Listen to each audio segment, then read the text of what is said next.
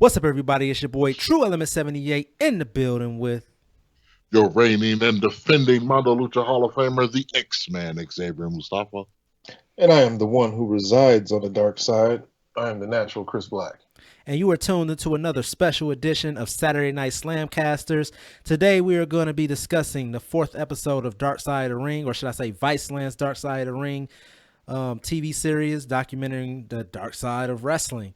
And on today's episode, we're going to be covering the fourth episode, which is the last of the Von Erichs. And this covers pretty much the life and times of the Von Erichs and all the trials and tribulations that they went through and are still pretty much dealing with to this day. It was a very interesting documentary for me, because you always hear the name the Von Erichs thrown around, and I was just a twinkle in my father's eye when they were really big in professional wrestling. So for me, this was kind of a history lesson on about the Von Erichs family and everything like that. I know that my two co-hosts are a little bit older than I am, so maybe they can remember a little bit more of the Von Erichs than I can. We'll kick things off with the natural Chris Black, though, and his thoughts on the Von Erichs documentary. Well, I've always said that growing up, I'd always been just like an exclusively WWE guy, WWF, should I say. So the only exposure I had to Von Erichs was the Texas Tornado, Kerry. Other than that, like I had heard of the other ones as, I kind of got older. I've heard about the Von Erichs. Recently, along in the independent side, I've heard of Lacey Von Erich. I actually seen a couple of her matches. I remember seeing the two younger Von Erichs that do tag matches. I can't remember where I quite saw them. It's been a while though, but that's the last I really have heard of the Von Erichs. I thought Lacey was a Von Erich, but I guess that's not her. So when she first got signed. So you're talking about Ross and Marshall Von Erich, Kevin's kids? Yeah. Yeah, I've seen I think a couple of their matches a couple years ago.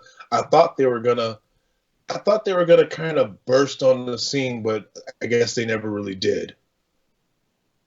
But I don't know, my overall thought about this episode, it was kind of depressing. I mean, it was a damn Greek tragedy, just right. The story of the Von Erichs. Right. For those who don't know, I'll give a rundown of kind of the history of the Von Erichs. They were a wrestling family. Their dad, his name was Fritz. He actually was the inventor, they say, of the Iron Claw. And he was all about getting heat no matter what. So his character was playing a Nazi, essentially, that beat up on Americans. And he had 6 sons who pretty much all went into professional wrestling except for one, who was much too young to enter into professional wrestling when he actually passed away by electrocution and drowning. He was walking home from school in the wintertime, and they were living in a trailer park, and he touched a trailer and somehow got electrocuted, and it knocked him out, and he went face down into the snow, and the cause of death, they said, was drowning. So he didn't actually grow up to get into the wrestling business, but the Von Erichs were big business down there in Texas. Everybody knew the family because everybody knew their dad. And pretty much how the Hardy Boys kind of are in South Carolina, where everybody knows them pretty much in their area. That's kind of how the Von Erichs were. But they traveled all around the world with their father and all around the United States in their traveling trailer. And all except for one Von Erich, that's why this is called the last of the Von Erichs, have met their unfortunate demise. I'll actually run down the different ways that all of them pretty much passed away. David died of I can't remember what David died of, actually. Gastro something, some sort of gastro thing in some hotel in Japan. He died in a hotel of, they thought it was an overdose at first, but then they said that it was actually acute enteritis syndrome, where his intestines essentially burst inside of his body, and he was actually discovered by Bruiser Brody. So everything kind of in this series kind of ties together with all the people who are involved in all of these different episodes. So Bruiser Brody made an appearance in this episode. Well, not made an appearance, but he's part of the story. I find it interesting, and this kind of, I don't know, shows the brotherhood of business. How Bruiser, they said, it was rumored that he, kind of cleared the hotel room of any drugs. just kind of like to, I guess, real life kayfabe. Like, there's nothing to see here, but I don't know how true that story is. Right, and that's going to come into play in a later episode as well. Then Right. I already explained Jack, who was electrocuted. Then you had Mike, who he died of an overdose / suicide, and they said that he actually was one of the worst wrestlers. He had no business necessarily getting into the ring out of all of the Von Erichs brothers, and that he had actually gotten sick, and they call it toxic shock. And then after that, he was never really the same. And Kevin in the documentary actually says he thinks that his brother suffered from a little bit of brain damage after that situation. So that was what happened with Mike Von Erich. What were you gonna say? Oh, did you see him coming out the hospital? Like they pretty much sat him up like Bernie. He looked half dead. Yeah, he was talking like Ric Flair. Say what? So he was talking like Ric Flair's talking nowadays. Oh,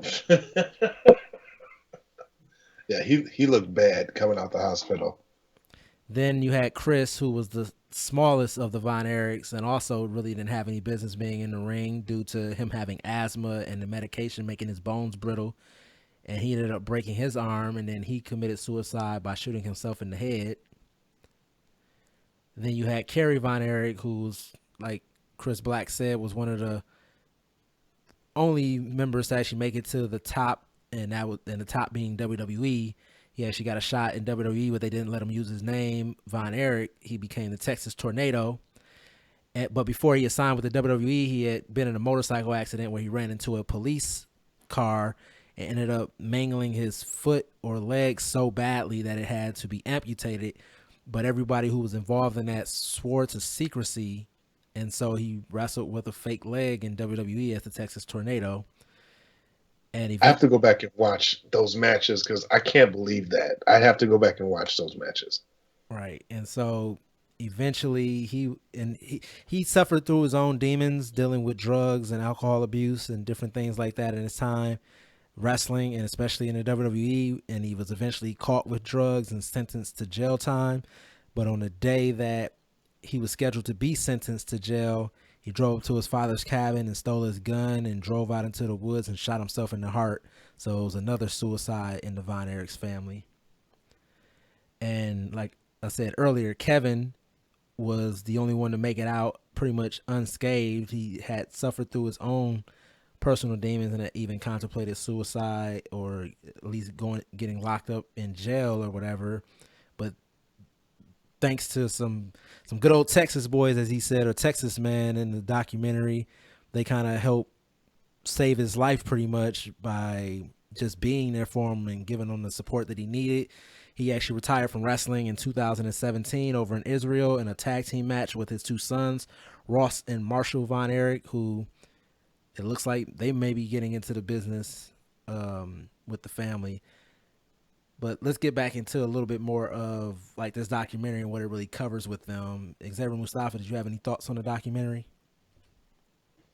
The documentary was pretty good. I actually did not know much about the Von Erichs probably until I got in the wrestling business myself. Because again, like Chris Black said, we're WWF people, and I was a WCW person as well. But I mean, I did hear about it when I started like training and wrestling and stuff, and I kind of looked them up and kind of read about how their feuds with the Freebirds were legendary. Their feud with what was Jim Cornette's group? I always want to say I always want to say the Rock and Roll Express. Midnight Express and stuff like that. Like some of those feuds were like legendaries. Like people are trying to stab the heels that went against them as they tried to leave the arena because they fucked over their Von Erich gloves, and it's stuff like that. Just how great wrestling was back in the day, and it's just kind of sad that Kevin had to go through watching, what was it, five of his siblings die, right? And his dad died. Like I'm surprised that guy didn't put a bullet in his brain himself, because even watching the thing, I was like, man, that's a lot. That's a lot to carry around with you, and a lot of it I don't say he had his hand in, but a lot of it like he was around when it happened. Like the one story you're just telling about the son grabbing the gun from his dad and going out and shooting himself. You know, like he was there. You know, he had talked to the guy, came back to the house, found out what was going on, went back out there, and his brother's dead. Like I could not imagine going through that type of trauma. Right. Yeah, and I also thought it was kind of interesting how their dad had his own promotion, and at one time he actually held the attendance record through the Parade of Champions show that they had put on down there in Texas after David Von Erich had passed away. They did the Parade of Champions, and they brought in Ric Flair from the NWA, and they took the belt and put it on Kerry Von Erich, and so he became the NWA champion. So I thought that was actually pretty cool, and to think about wrestling being so big, or at least this family being so big in Texas, that they could set the indoor attendance record in the United States. I think there's something that needs to be said about the amount of suicide that went on in this family. And I can kind of say, I'm not going to say, I would never justify suicide, first of all, but I would have to say that I can kind of understand, because these kids grew up, all they knew was wrestling. And as soon as, like, I don't know, they found out that life wasn't going to be what they thought it was going to be, they offed themselves, like, you know, overdosing. Mike overdosed because, you know, like you said, he just looked a damn mess out the hospital. His body just really wasn't, I don't know, fit for the business. Chris, too damn small. Bones brittle. So he couldn't live up to the family name, so he killed himself.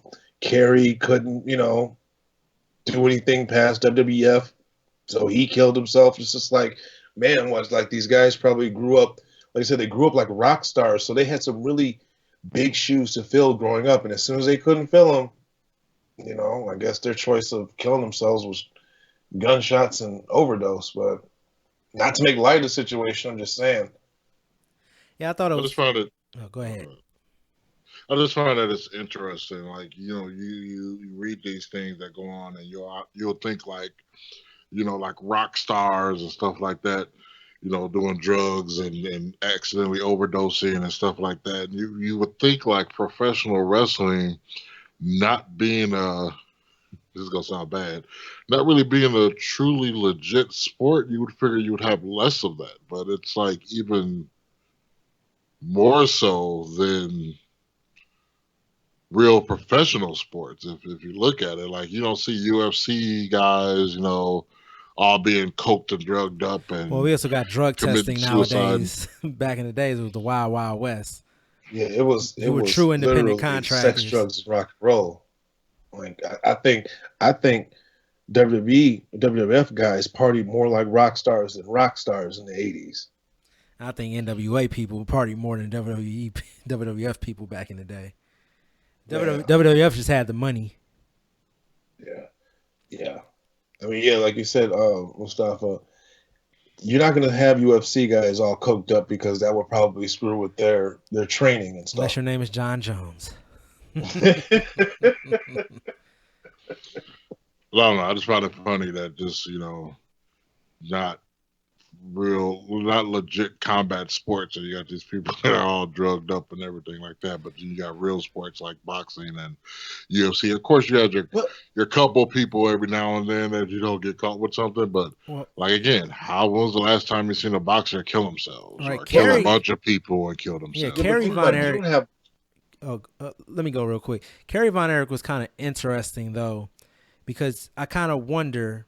It almost seems like it was almost like the Jeff Hardy thing, that Jeff Hardy is like the reincarnation of Kerry Von Erich, not as far as physique or wrestling ability or anything like that, but just that you think about maybe where his drug abuse started. Because like they said, he got into that accident and they put him on a bunch of drugs and painkillers and things like that after they amputated his leg. And then he's out there wrestling with a fake leg. So that's got to be painful every single night as well. And especially trying to hide that. And then also feeling like you're not as good as you possibly could be, and maybe being depressed from that. And then that turns you to more drugs and alcohol and different things like that. And they're just being used as coping mechanisms.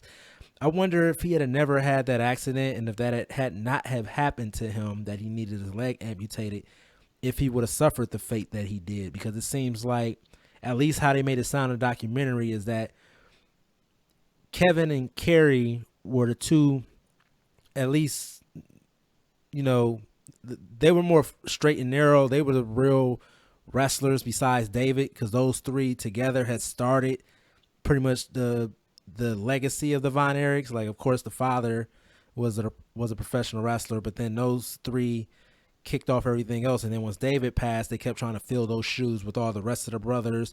And then they even brought in the fake Von Erich, the Lance Von Erich. Lance. And everybody knew that he wasn't actually a Von Erich. So it's just kind of interesting to see, to think about what could have been if Kerry maybe not have suffered that injury and maybe got and likely not have gotten addicted to the painkillers and drugs and different things like that. But Chris Black, what were you gonna say? Yeah, I was gonna say what Mustafa kind of combat what Mustafa was saying. Like, unlike any other combat sports, professional wrestlers are in a completely different league because you don't have boxers having matches every week, if not every few days, like wrestlers in the 80s. So you had to deal with pain, working through pain, getting hooked on pain pills. And then based off of the interviews that I've listened to, you had guys who, you know, to get all hyped up and ready for the show. I mean, you got high off of caffeine and, you know, cocaine. And, you know, when it's time the show was over with, now you all hyped up and now you got to sleep because you got to make the next town. So now you're taking somas and all of the kind of downers and alcohol just so you can sleep. And then you have to get right back up, get on the road. So now you're coked up again and, you know, high off of caffeine so you can function. So it was a bad cycle back then. So yeah, no other sports did that. No other sports has their athletes abuse their bodies like pro wrestlers do. Football, maybe. Except for you guys are out there doing it more nights a week for the most part, especially at that level that these guys were at. Plus, with football, the amount of actual like body contact in a football match, in a football game, 4 quarters, it's something like there's only actual like 7 minutes of actual body to body contact, 7 minutes in the entire football game.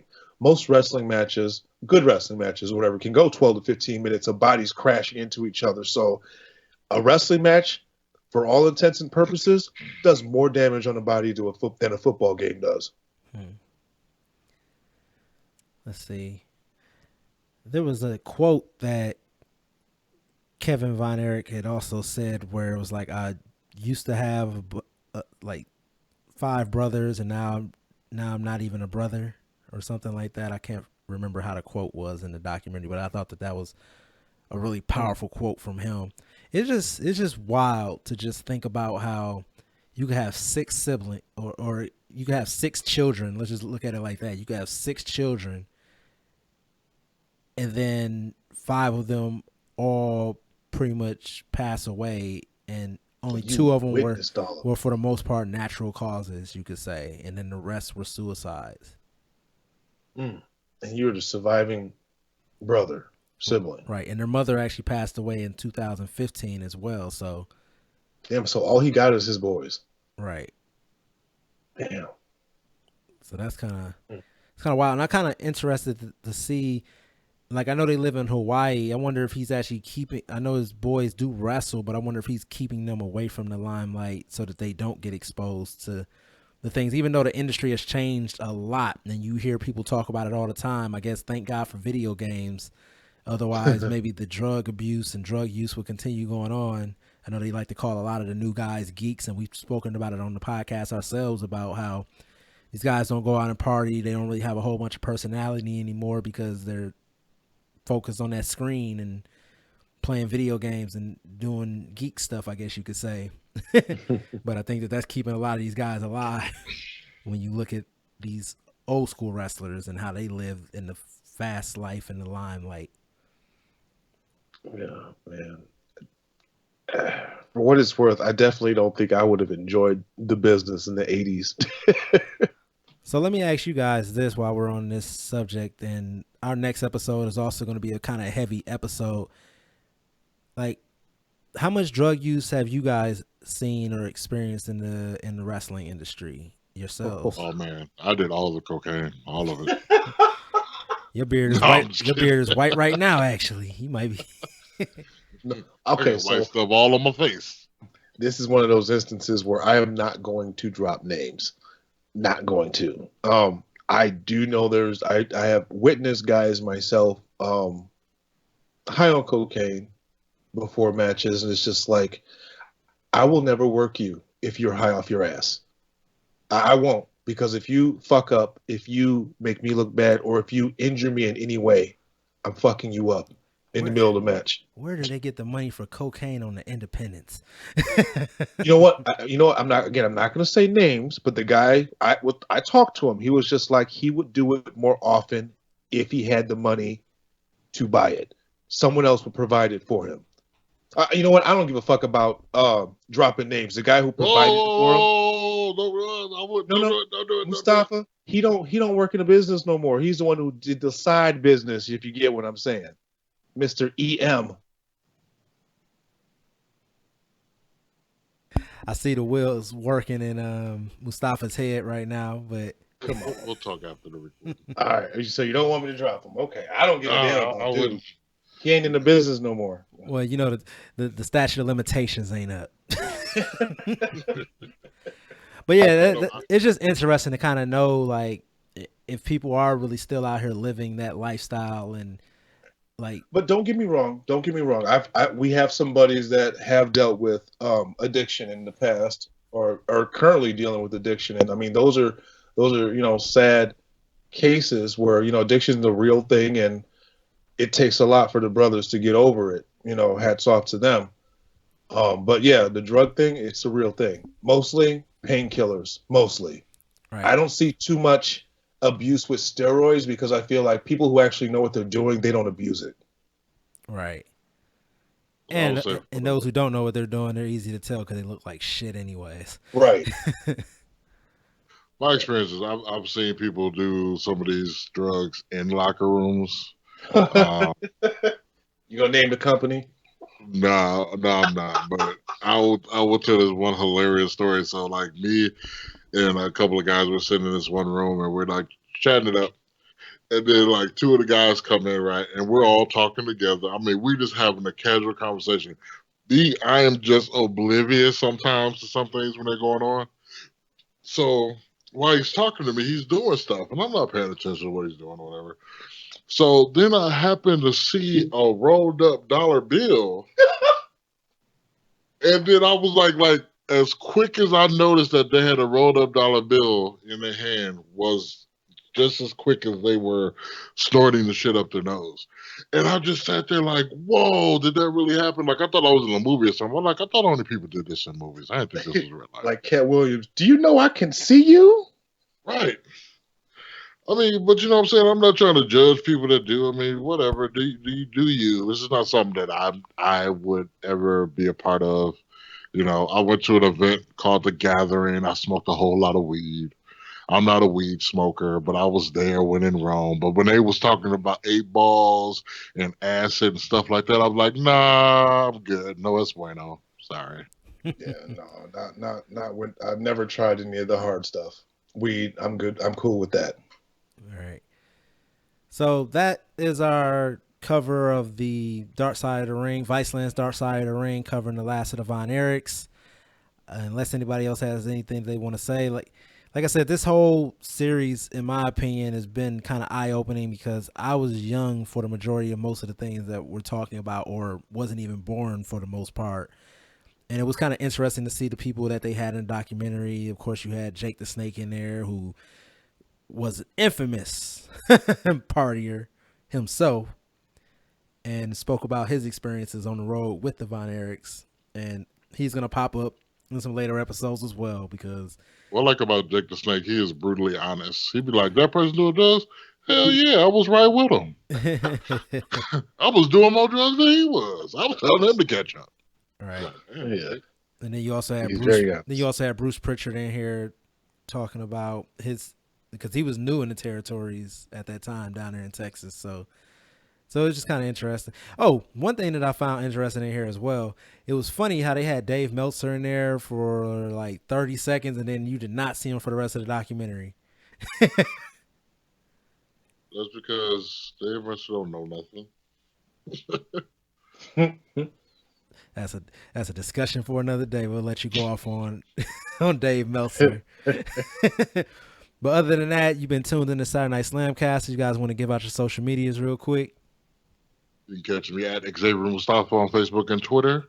Also, check out the Legacy Pro Wrestling page at legacyprowi.com and facebook.com/legacyprowi. And you can catch me on Twitter at _natural_CB and at the natural Chris Black on Instagram and Facebook. All right. Join us next time for the 5th episode of our reviews of Dark Side of the Ring by Viceland. The next episode is actually going to be covering the mysterious death of Gino Hernandez, and that is episode 5, and that is going to be dropping for you guys on December 21st. So we'll catch you guys on that one. Holla at your boys. Come get slammed.